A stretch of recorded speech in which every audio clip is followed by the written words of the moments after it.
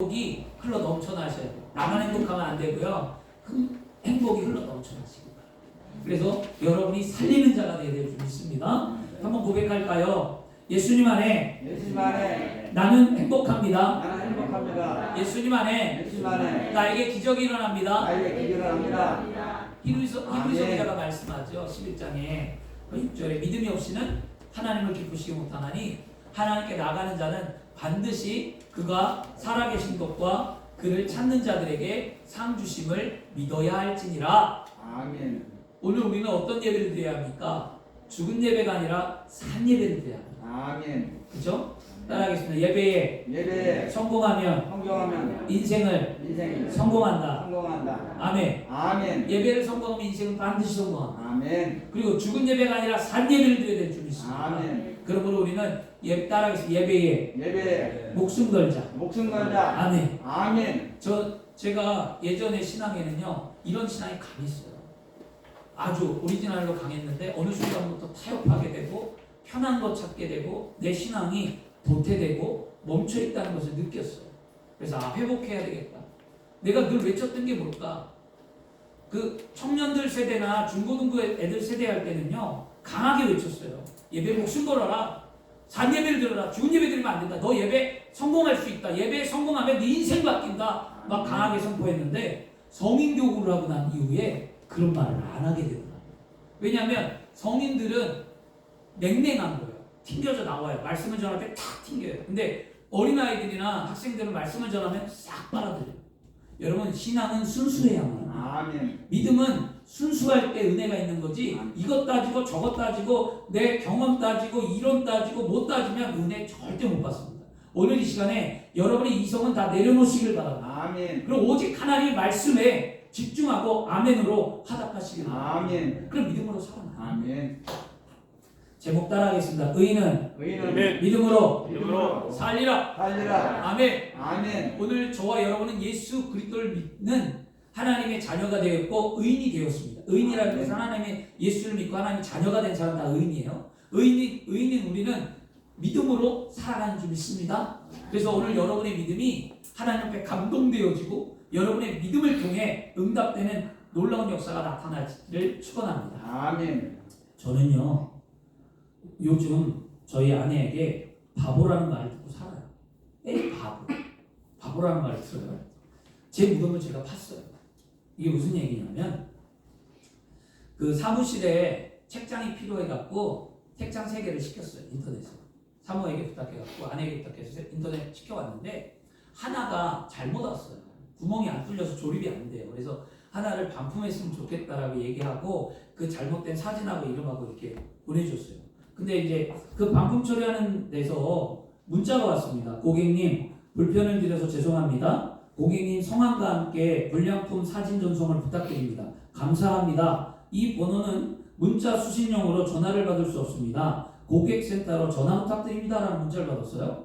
그래서 저는 그 문자를 대충 읽었어요. 이거 사실 대충 읽고 저희 아내에게 여보 이런 문자가 왔는데 고객센터로 문의하래. 반품 처리하래. 그리고 아내한테 카톡하고 사진을 보내주었어요. 그랬는데 얼마 지나지 않아 아내가 전화가 왔어요. 이유는 저한테 설명을 안 하고 아내가 이렇게 얘기하더라고요.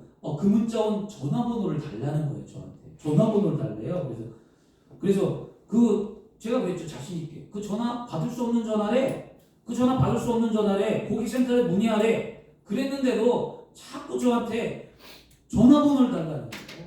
그래서 제가 그랬죠. 짜증나갖고 내가 바본 줄 알아? 그 번호 반품 처리 안 된다니까? 고객센터에 문의해. 그걸 끊었어요. 그런데 끊었으면 전화가 안 와야 되는데 또 전화가 왔어요. 아내가. 그러니까 또 전화가 와서 저한테 그렇게 얘기하더라고요. 다시 한번 확인해봐. 다시 한번 확인해보라는 말을 했는데 그 말을 딱 듣는 순간 기분이 더 나빠. 날 더 무시하는 것 같아서 제가 그랬어요. 정말 짜증나게 내가 바보냐? 그것도 모르게 그걸 끊어버렸어요. 그리고 그날 아내를 원래 8시에 데리러 가야 되는데 제가 삐져서 안 데리러 갔어요. 8시에 데리러 가야 돼. 퇴근할 때. 그러니까 안 데리러 갔습니다. 이제 그러고 난 다음에 전화를 끊고 난 다음에 제가 생각했어요. 그러면서 내가 틀렸나? 내가 잘못 읽었나 혹시? 불현듯 느낌이 싹한 거 있잖아요. 그래서 다시 봤어요 문자를. 그랬더니 문자 수신용으로 전화는 받을 수 없습니다. 문자는 된다는 거예요. 그러니까 이 문자를 보내라는 거였는데 저는 전화가 안 된다고 생각해갖고 안 된다는 거예요. 아, 이거 큰일 난 거예요. 이제. 참, 내가 틀렸구나. 이 전화번호는 문자가 되고 전화는 안 되는구나. 그런 전화로 사진을 전송하면 되는구나. 아내 말이 맞았구나. 이따 퇴근할 때 어떡하지? 이제 그 퇴근 시간 가까이 오잖아요. 그때 미안하니까 어떡하지? 퇴근할 때 뭐라고 얘기하지? 문 열고 들어오면 어떡하지? 얼굴 어떻게 볼까? 큰일 났네? 그러면서 걱정하고 있었어요. 화났을 텐데 미안하다 내가 먼저 얘기했다? 어떡하지? 근데 드디어 시간이 왔습니다. 문이 열리고 아내가 들어왔어요. 들어오는 순간 내가 쳐다봐야 되는데 내가 일부러 삐진 척, 더 강한 척 안 쳐다봤어요. 내가 잘못하고도 내가 더 강하게 나가버렸어요. 안 쳐다봤는데 아내가 웃으면서 얘기하더라고요. 그래 바보야. 바보 맞네. 바보잖아. 당신 바보래. 그래 버렸어요. 그래서 제가 일주일 동안 그래 바보 맞네. 바보야. 그래서 뭐만 하면 바보야 그 소리를 들었습니다. 그러면서 저는 아내의 놀림을 받긴 했지만 아내가 기분 상한 것도 풀고 그렇게 해서 넘어갔습니다. 근데 제가 이 말씀을 왜 드리냐? 다시 한번 봐봐. 아내가 분명히 얘기했습니다. 다시 한번 봐봐라는 얘기를 할 때 아내의 말에 순응하고 따랐더라면 저는 실수하지 않고 바보라는 놀림을 안 받았을 거예요. 아내한테. 그런데 저는 그거를 따르지 않았잖아요. 그때 제가 한 가지 깨달은 게 있어요. 우리 그리스도인들이 다시 한번 믿음으로 돌아오고 다시 한번 말씀을 읽고 다시 한번 성령 받고 다시 한번 주의 깊게 자세하게 믿음의 삶을 살아야 되지 않을까? 그냥 의견이 안다는 것 때문에 세월의 연단 속에 예수를 믿었다는 것 때문에 우리의 신앙이 그렇다는 거죠. 그냥 예전에 예수를 알았고 복음을 알았고 신앙생활을 해왔고 지식이 있고 경험이 있고 내가 말씀을 많이 읽고 내가 봉사도 했고 젊었을 때 헌신도 했고 내가 수많은 신앙생활을 했다 하는 그 이유 하나 때문에 그냥 흘러가듯 지나오지 않았냐는 거죠. 우리는 깨닫게 되더라고요. 그래서 우리는 말씀을 주의 깊게 다시 한번 보는 신앙인이 되어야 될 줄 믿습니다. 아멘. 믿음으로 살아간다는 것은요, 말씀을 중심으로 살아가는 거잖아요. 그래서 주 안에 사랑하는 여러분, 내가 오라, 내 말이 맞아, 나는 틀리지 않았어 등 자신이 세운 고정관념에서 생각을 버리시길 바랍니다. 아멘. 우리는 자기 틀이 있어요. 사람들은 누구나 자기 틀은 존재해요. 그것은 고정관념이라는 것은 환경에 따라 만들어지고요. 고정관념이라는 것은 부모님의 가정 환경에서 또 만들어지고요. 고정관념이라는 것은 내가 사회생활을 하면서 만들어지고 고정관념이라는 것은 내가 배움을 통해 만들어지는데 그 고정관념이 신앙 안에 잘못 세워지면 우리는 무너진다는 거죠. 그래서 믿음은 뭐냐면 고정관념을 깨는 거예요. 아멘. 신앙은 고정관념을 깨어 벗어버려야 합니다. 그래서 말씀의 순수함으로 오늘 돌아오시길 바랍니다. 그래서 믿음의 출발은 따라하겠어요. 믿음의 출발은 내 생각을 꺾고 말씀을 받아들이는 것에서 시작된다. 아멘. 믿음의 출발은 뭐라고요? 내 생각을 꺾어버리고 말씀을 받아들이는 그때부터 내 믿음이 자라는 거예요. 아멘. 오늘 여러분의 믿음이 자라나야 될 줄 믿습니다. 아멘. 저는 분명 문자를 보긴 봤어요. 근데 그리고 문자를 읽긴 읽었어요. 분명히 나는 문자도 보고 문자를 읽었잖아요. 그런데 자세히 보거나 자세히 읽지 않았어요. 그러면서 내 생각이 절대로 틀리지 않았다고 생각한 결과가 실수를 낳았습니다. 오늘 우리가 지금 이 순간 갖춰야 될 예배의 태도가 무엇이냐? 자신의 고정관념을 깨트리고 말씀에 집중하는 겁니다. 아멘. 또한 말씀을 통해 자신의 신앙을 점검해 보는 거예요. 여러분, 믿음이라는 게 완전할 수 없기 때문에 예배 왜 드리냐고요? 예배를 드리면서 말씀을 들으면서 나의 신앙이 옳은가? 나의 신앙이 견고한가? 나의 신앙이 잘 성장하고 있는가? 내 신앙이 천국 갈 때까지 정말 아름답고 하나님 보시기에 좋은가를 점검하는 거예요. 그래서 예배 드리는 거예요. 그러면 누가 더 은혜를 많이 받습니까? 예배를 많이 드린 사람이 더 많이 변화되고 더 많이 하나님을 사랑합니다. 이거는 어쩔 수 없는 거예요. 나는 바쁘고 아프고 힘들고 생활 환경 역경 때문에 그렇다고 하더라도 예배를 많이 드리는 사람이 더 많은 은혜를 받는 건 사실이에요. 아멘. 그러므로 여러분 올 한 해 예배에 집중하시길 바랍니다. 아멘. 예배에 올인하시길 바랍니다. 예배의 성공자가 되시길 바랍니다. 아멘. 예배를 통해 회복되고 예배를 통해 응답되고 예배를 통해서 믿음이 성숙해지는 그리스도인이 되시기를 축원합니다. 아멘. 그래야 실수하지 않고 쓰러지지 않고 넘어지지 않으며 바른 신앙으로 살아갈 수 있습니다. 아멘. 우리가 믿음으로 살아갈 수 있는 길은 오직 하나님의 말씀 앞에 순종하고 말씀을 듣고 따라가는 것, 이게 우리가 믿음으로 사는 거예요.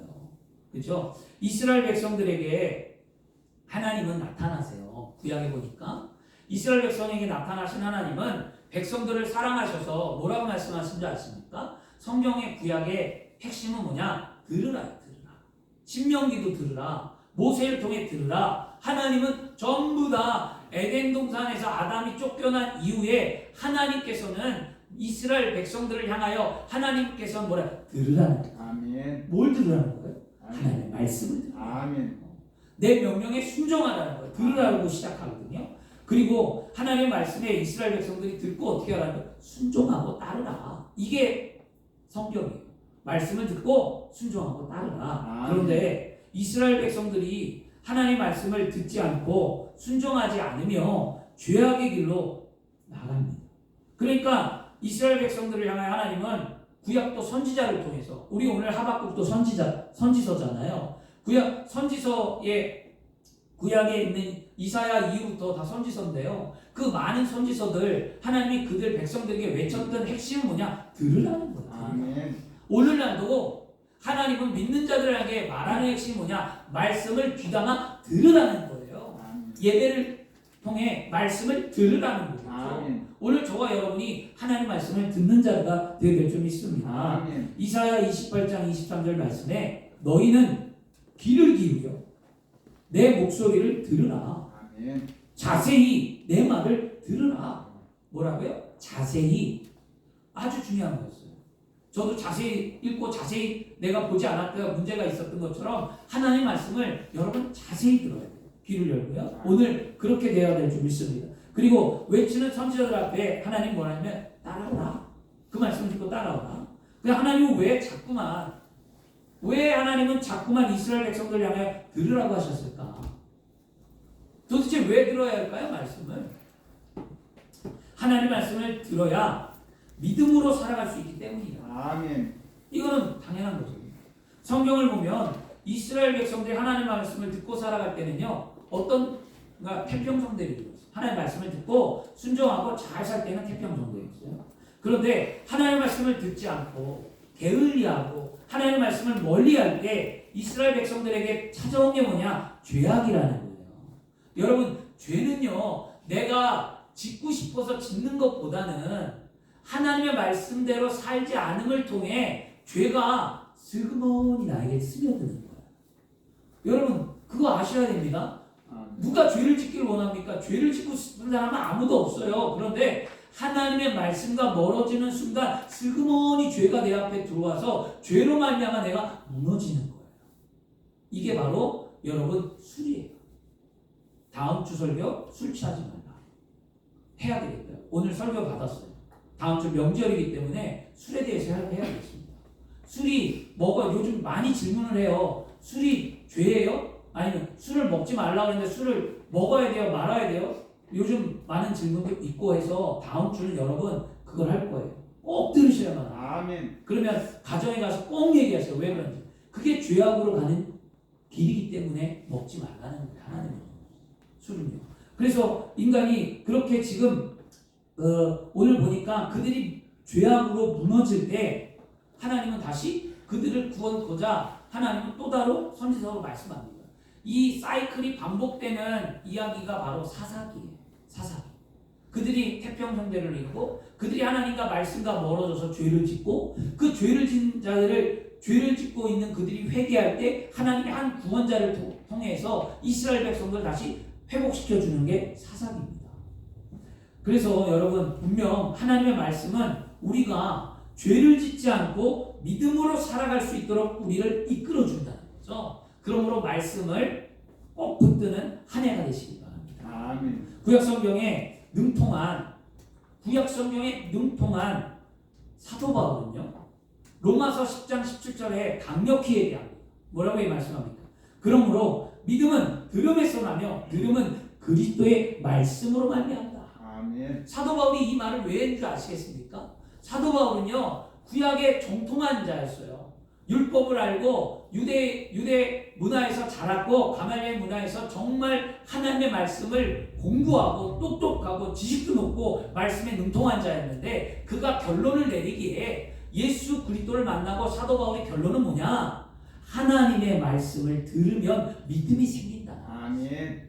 믿음이 그냥 생기는 게 아니라 말씀을 들을 때 믿음이 생긴다. 아멘. 그러므로 여러분의 믿음이 자라기 위해서, 아내의 믿음이 자라고 남편의 믿음이 자라고 자녀의 믿음이 자라기 위해서는 뭐 해야 합니까? 말씀을 들어야 됩니다. 아멘. 여러분 말씀을 또 듣고 집에서 말씀을 또 읽고 여러분 말씀 가운데 삶을 사시기를 바랍니다. 그러므로 우리는 하나님이 선포되는 말씀에 귀 기울이고 하나님 말씀을 자세히 들을 때 우리는 믿음으로 살아갈 수 있는 거예요. 이게 첫 번째 요소였습니다. 그리고 오늘 말씀에 의인은 믿음으로 살아간다고 했는데, 이 말씀에 담겨있는 의미는 사실 뭐냐면, 하박국이 말하는 믿음으로 살아가는, 의인은 믿음으로 살아간다는 말씀에 뭐냐면 따라하겠습니다. 믿음은 환경에 영향을 받지 않는다. 아멘. 아멘. 하박국이 말하는 것은요, 믿음이라는 것은 절대 환경에 영향받는 게 아니에요. 환경이라는 건 내 감정이 기분 좋으면 열심히 신앙생활하고, 내 감정이 기분 나쁘면 신앙생활 대충 하고, 아니면 내가 물질이 많으면 잘 섬기고, 물질이 없으면 교회도 잘 안 가고, 헌금할 돈 없다고 안 가고, 이런 것들. 그 다음에 또 내가 정말로 기쁘고 감정이 막 은혜가 충만하고 성령이 충만할 때 열심히 하는데, 어느 날 기분도 다운되고 내가 성령을 충만하지 않은 것 같으니까 주님과의 관계가 멀어지고, 남편이 속을 새기고, 남편이 속 안 새길 때는 열심히 하고, 남편이 속 안 새길 때는 열심히 속 새기고 난 다음에 열심히 안 하고, 또 나 시험 들었다고 얘기하고, 막 이렇게 얘기하는 거. 우리가 가만히 생각해 보세요. 우리 믿음 생활을 할 때 우리 환경에 내가 치우치는 믿음 생활을 하고 있지 않는가? 저는 그게 보여요. 여러분을 통해서 보이는 것도 있지만, 저는 목회를 하면서 20년 동안 하면서 수많은 성도들을 만날 때 그 수많은 성도들을 보면 느낀 건 뭐냐면, 믿음이 환경에 치우친다는 거였어요.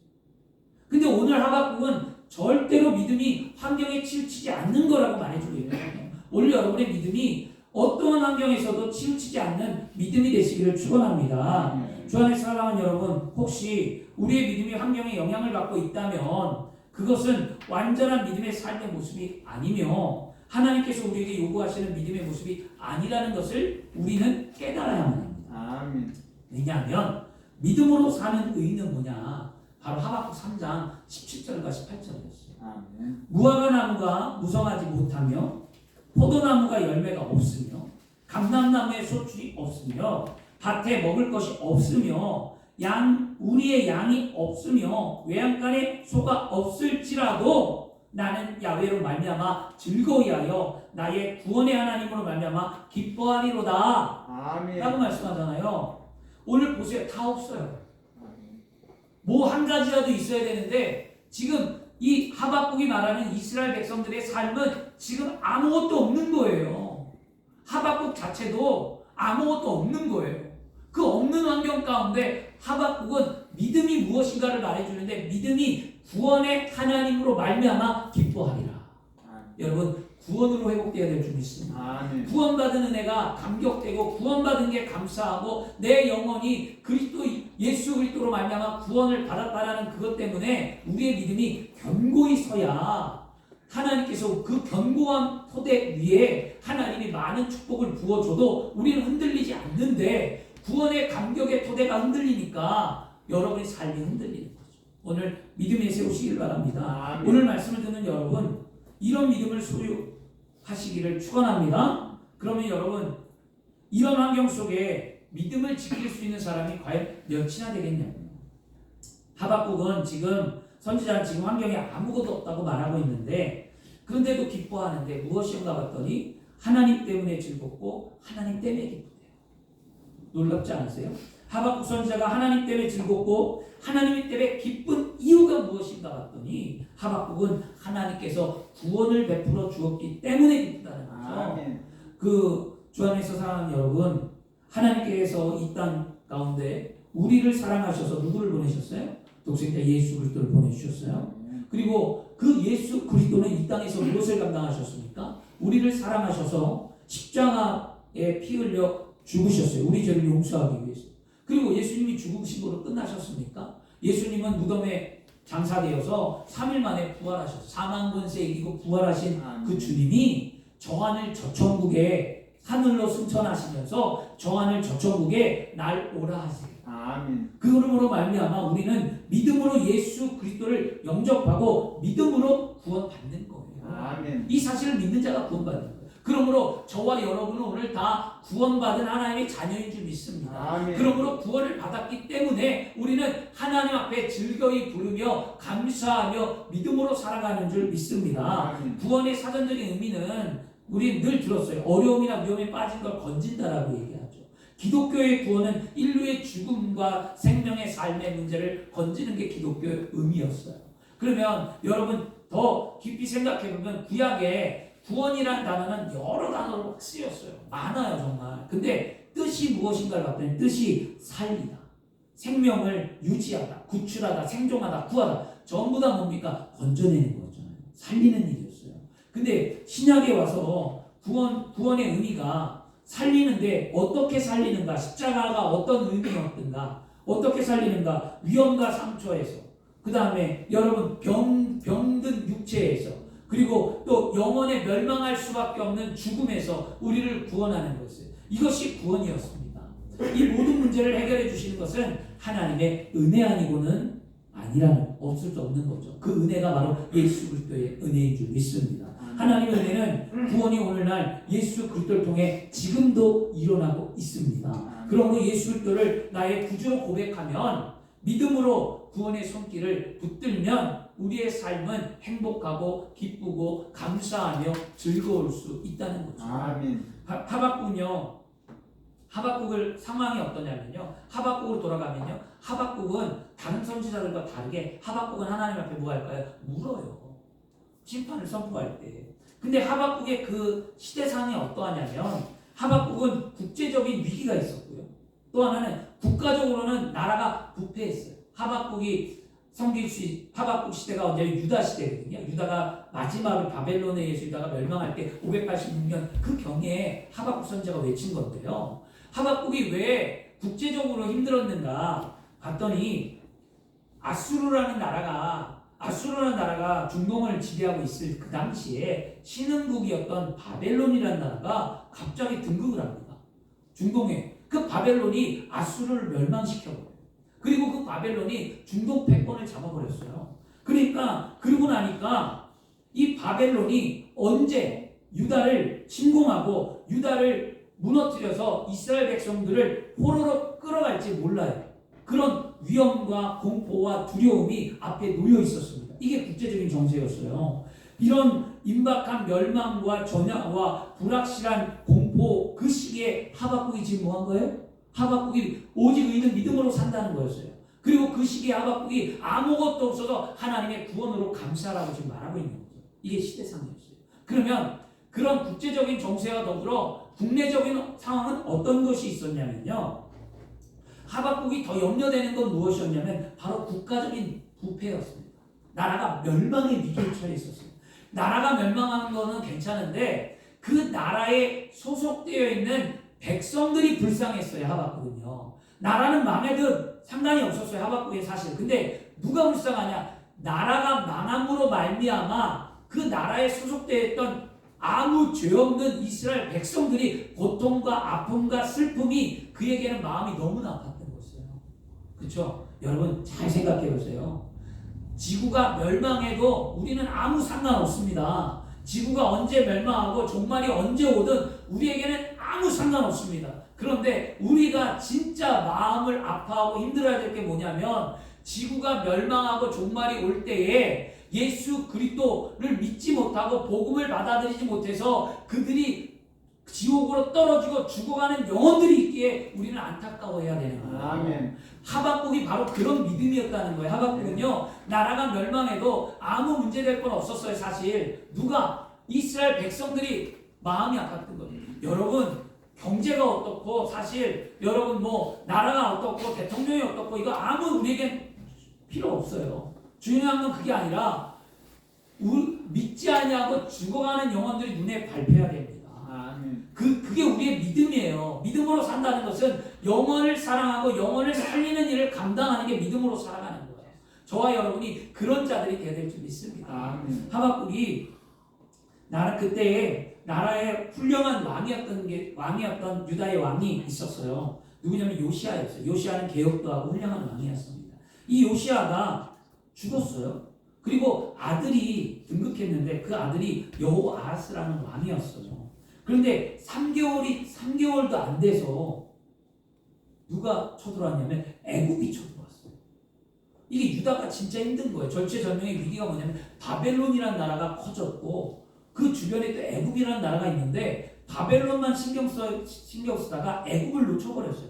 애굽이 유다를 쳐들어와서요. 지금 여호아스를 폐위했어요. 그리고 난 다음에 그의 동생 여호야김을 왕으로 등극시켜버렸어요.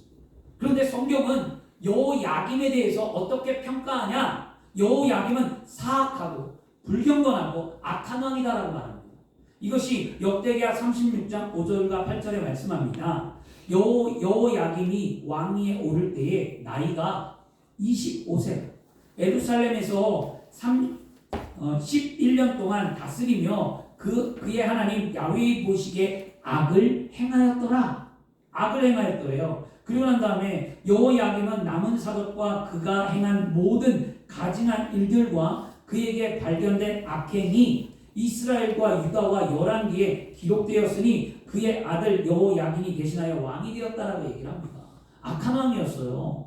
이 여호야김이 왕위에 오른 지 얼마 안 되어서 누가 선지자로 나왔냐? 바로 하박국이 선지자였던 것입니다. 그래서 하박국은 그 당시에 부패와 폭력과 탐욕과 싸움과 불의에 한탄하면서 바로 하박국을 썼습니다.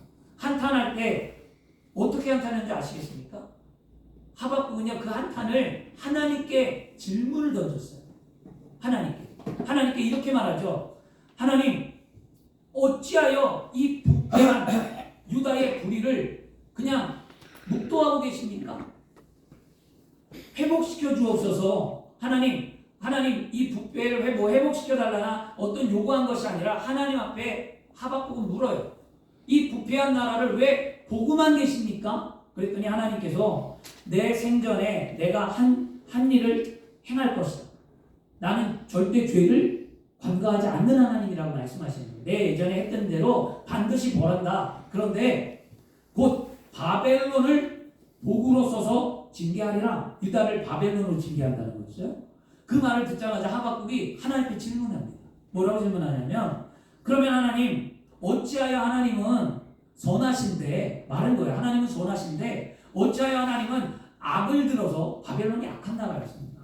악을 들어서 하나님의 뜻을 이루십니까? 악한 자를 사용하십니까? 라고 질문을 던졌어요. 그랬는데 하나님 뭐라고 말씀하냐? 기다리라. 그리고 의인은 믿음으로 살리라. 내가 이것을 악을 들어 사용하든 어떻게 하든 의인은 구원받음에 감사해서 믿음으로 살아라. 그러면서 뭐라고 말씀하냐면 하박국의 2장 20절에 오직 야훼는 그 성전에 계시니 온 땅은 그 앞에 잠잠할지어다. 아멘. 하나님이 행하시는 일에 잠잠하라. 아멘. 그렇게 말합니다.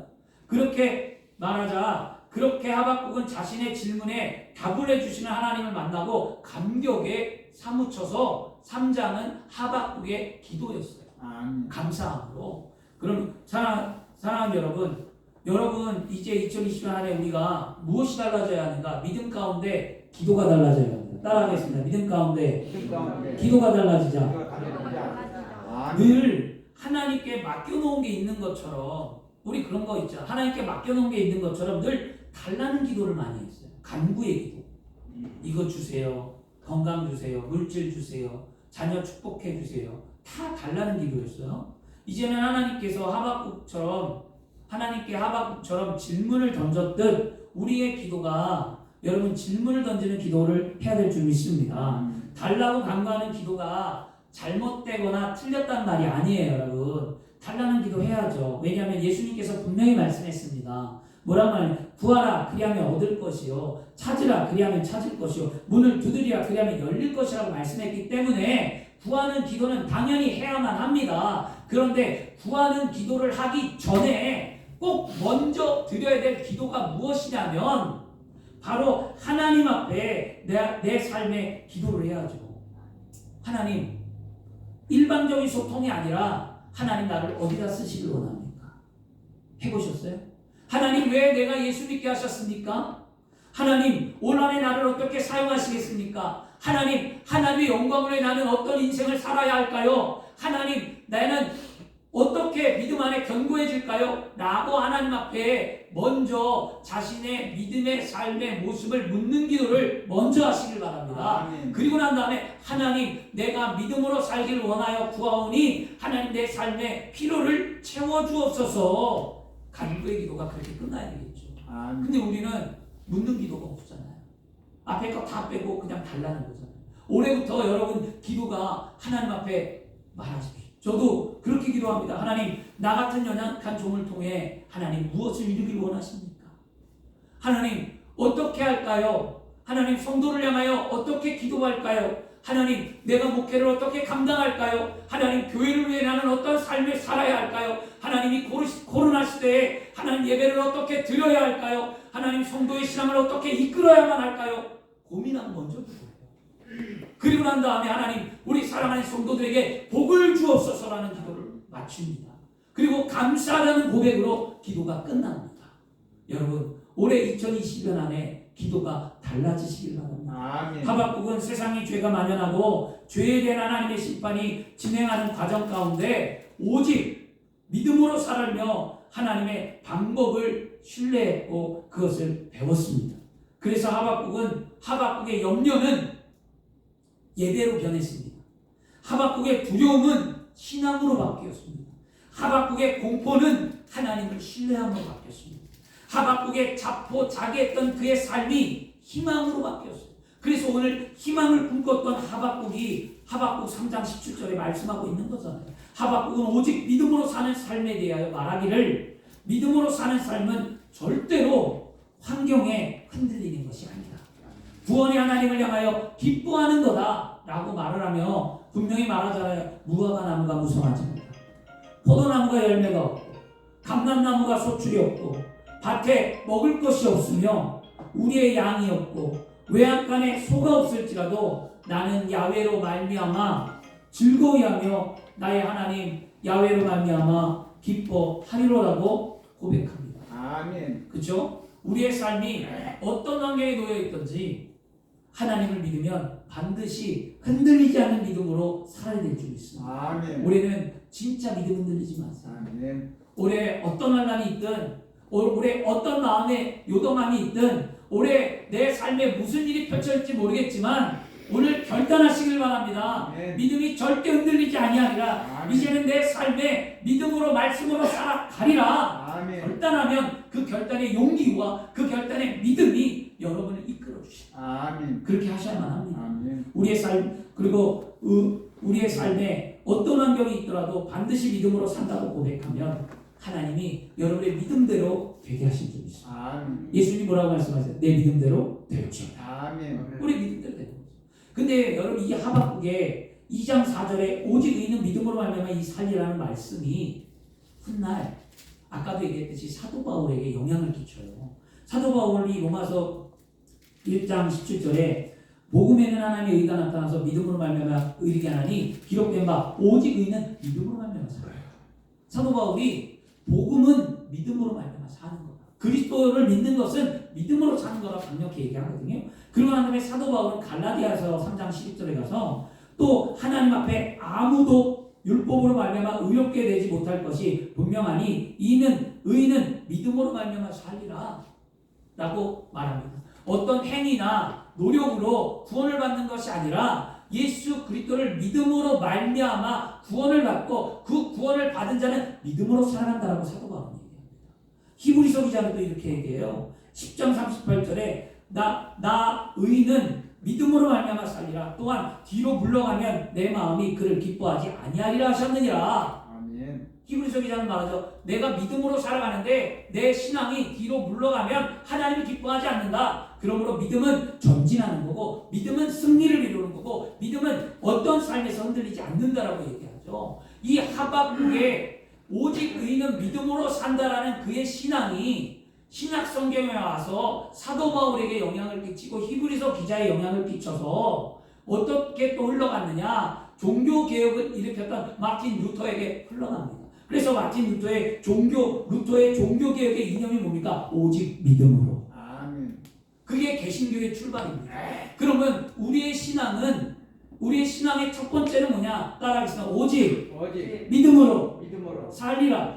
아멘. 이게 아멘. 우리의 신앙이에요. 아멘. 기독교인들의 근간의 신앙은 오직 믿음으로 사는 거예요. 아멘. 그러므로 여러분, 오늘 우리가 살아가는 우리에게 의인은 믿음으로 말미암아 살리라는 말씀을 마음에 깊이 새기고, 그리고 그 믿음이 어떤 믿음이 돼야 되는지 바로 하박국 3장 여러분 그 17절과 18절 말씀처럼 나는 아무것도 없어도 야훼의 구원으로 하나님이 나를 구원하는 것 때문에 감사하고 구원의 감격으로 내 믿음을 지키겠노라고 고백하시길 바랍니다. 아멘. 결론입니다.